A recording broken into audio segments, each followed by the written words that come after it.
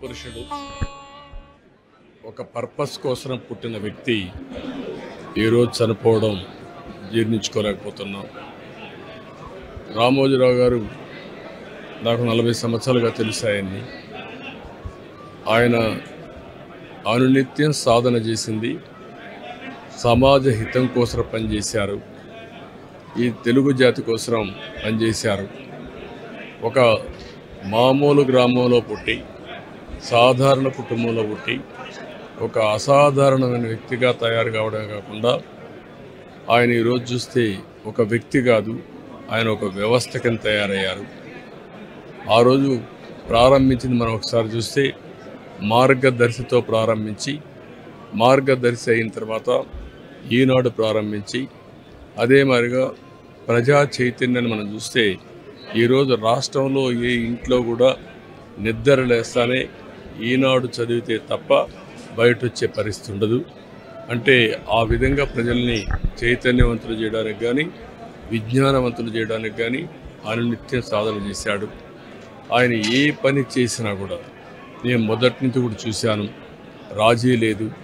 40 ఏళ్ళుగా నేను ఆయనతో కలిసి ఉన్నప్పుడు కూడా, ఆయన పరిచయం ఉన్నప్పుడు కూడా ఏ రోజు కూడా ఆయన ఒకటే చెప్పేవాడు, మీరు ఏమి చెప్పినా నేను మాత్రం ధర్మం ప్రకారమే పనిచేస్తాను, విధి నిర్వహిస్తాను తప్ప నేను ఎల్లప్పుడూ ప్రజాపక్షానే ఉంటానని చెప్పి స్పష్టంగా చెప్పిన వ్యక్తి రామోజీరావు గారు.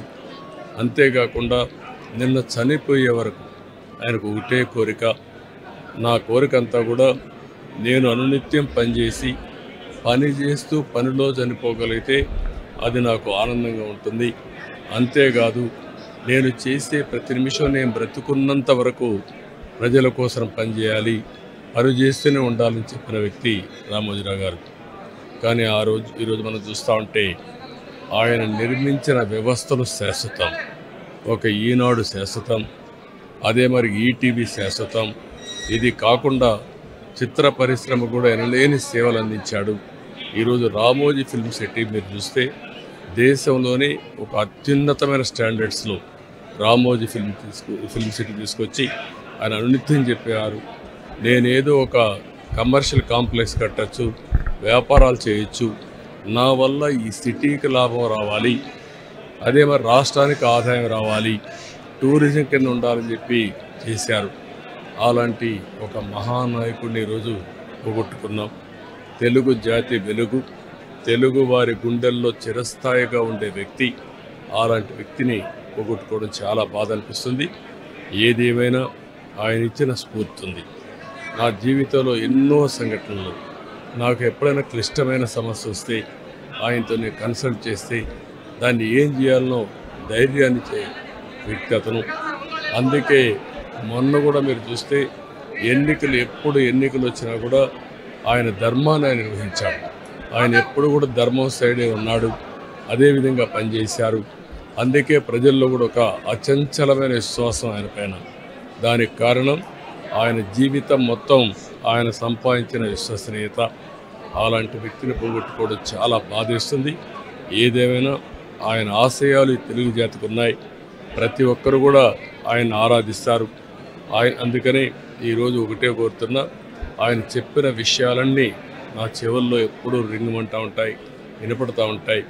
తప్పకుండా మళ్ళా తెలుగు జాతిని ఏ విధంగా ముందుకు తీసుకుపోవడానికి, అదే మరి ప్రత్యేకంగా ఆంధ్రప్రదేశ్ నష్టపోయింది, ఆ రాష్ట్రాన్ని అభివృద్ధి చేయడానికి రామోజీరావు గారు ఇచ్చిన స్ఫూర్తితో ముందుకు పోతానని తెలియజేసుకుంటూ, మరొక్కసారి ఈనాడు ప్రేక్షకులకి, ఈటీవీ ప్రేక్షకులకి, రామోజీరావు గారి ఈరోజు ఈ సంస్థలో పనిచేసే సిబ్బందికి, అదే మరి కుటుంబ సభ్యులందరికీ కూడా నా ప్రగాఢ సానుభూతి తెలియజేస్తున్నా. వారికి భగవంతుడు ఒక శక్తిని ఇవ్వాలి, ఆ శక్తితో మళ్ళీ ఈ లెగసీని కంటిన్యూ చేసి రామోజీ గారి యొక్క స్ఫూర్తి చిరస్థాయిగా ఉండడం కోసం వాళ్ళు పనిచేస్తారని చెప్పి ఆశిస్తున్నా. అదే సమయంలో ఆయన ఆత్మకు శాంతి కలగాలని భగవంతుడిని మనస్ఫూర్తిగా ప్రార్థిస్తున్నా. ఆయన చేసిన పనులు శాశ్వతం, భవిష్యత్తులో కూడా తెలుగు జాతి గుర్తుపెట్టుకునే విధంగా చేశారు. అలాంటి ఆయనకు మనశ్శాంతి కలగాలని భగవంతుడిని మనస్ఫూర్తిగా ప్రార్థిస్తూ, తెలుగువారి అందరూ ఆశీస్సులు ఉన్నాయి, ఆ ఆశీస్సులు ఆయనకు ఎప్పుడూ ఉంటాయని చెప్పి కూడా కోరుకుంటూ అందరి దగ్గర సెలవు తీసుకుంటాం.